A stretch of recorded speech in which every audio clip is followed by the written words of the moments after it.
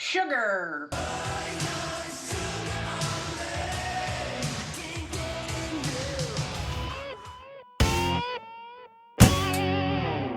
Welcome to my channel today. Today we're moving on to sugar in the kitchen staples and flavorings. So sugar is a big topic and sugar is in everything. First of all, fruits and vegetables and anything with a sweet flavor contains sugar.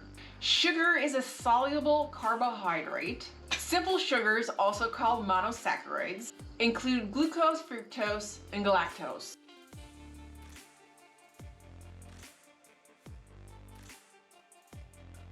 A half a cup of sugar has 100 grams of carbohydrates. 1 tablespoon of sugar has 13 grams of carbohydrates and nearly 50 calories. Global consumption of sugar amounts to 171.69 million metric tons, and this is a figure from 2019 to 2020. The United States has the highest per capita sugar consumption, with the average American consuming 126.4 grams of sugar a day. That's nearly 500 calories of sugar in a day, which is about a quarter of the calories a human body requires. And none of those calories should really be made up of sugar, but I'm not here to preach. This is gonna be hard for me to get through because sugar is, I have some opinions on sugar in any case. So it's not like we're over here just scooping sugar in our mouths. Well, mostly. 126 grams of sugar is equal to about 3 12-ounce cans of Coca-Cola. Over 70% of products in the grocery store contain added sugar in some form. Sugar should be used in moderation as it has been linked to several health issues across the globe, such as higher blood pressure, inflammation, weight gain, diabetes, and fatty liver disease. The top 5 countries of sugar consumption are the United States, Germany, Netherlands, Ireland, and Australia.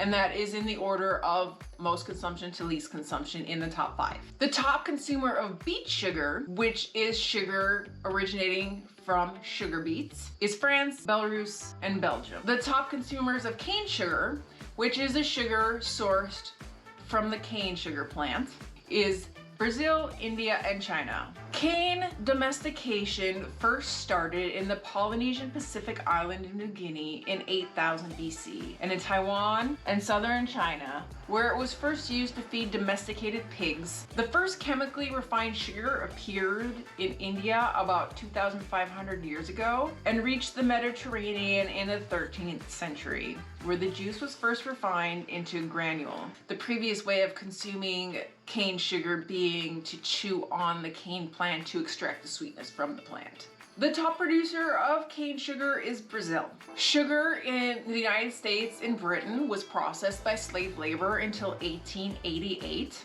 Until the early 19th century, sugar was a luxury across Europe. Beet sugar did not come on the scene until the mid-15th century in Central Europe within the Poland area and the small areas around what is known now as Germany. Russia is the top producer of beet sugar. Beet sugar has an earthy, oxidized aroma and burnt sugar aftertaste, whereas cane sugar is characterized by a sweeter aftertaste and a fruitier aroma. Again, consuming either should be done in moderation due to health concerns. The purposes of sugar from a culinary perspective. Sugar is not exclusive to a baker's kitchen. It can be used in many other applications outside of baking.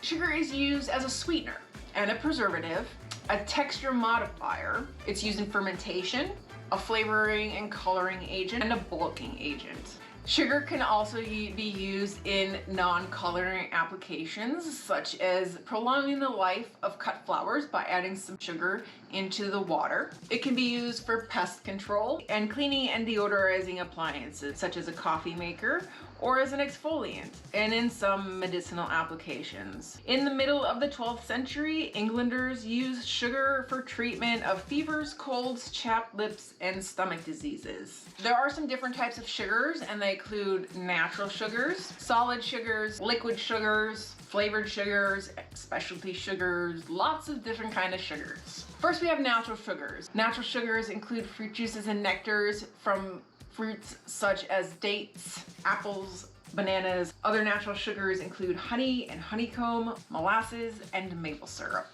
Solid sugars include granulated sugars, caster sugar, also known as superfine sugar in Britain, coconut sugar, confectioners, pearl, sanding, rock, cane, demerara sugar, which is from an area of Guiana and is also known as raw sugar, turbinado sugar, which is a raw steam cleaned sugar, muscovado, which is also known as Barbados sugar. Then there's light and dark brown sugars.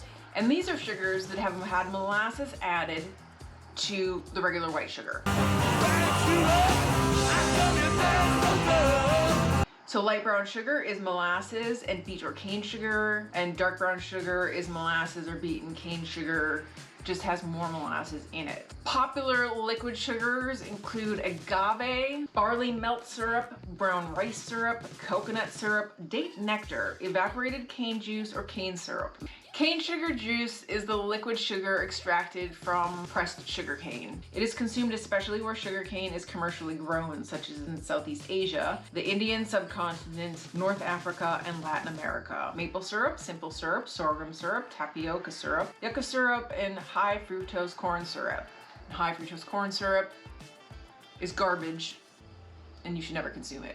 And molasses. Molasses is rich in vitamins and minerals, and its color highly depends on the plant it comes from, the extraction method, and the age of the plant.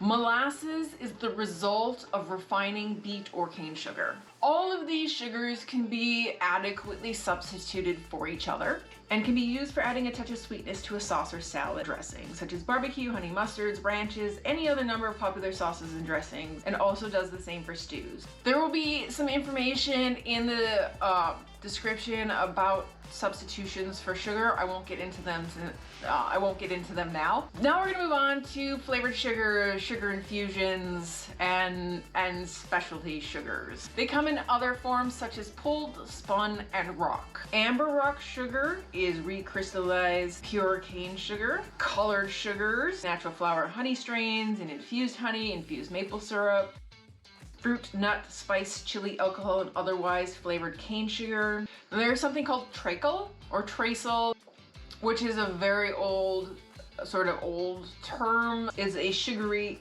byproduct of sugar refinery. It's dark like molasses or light colored like golden syrup. Storage of sugar is, again, like so much other stuff.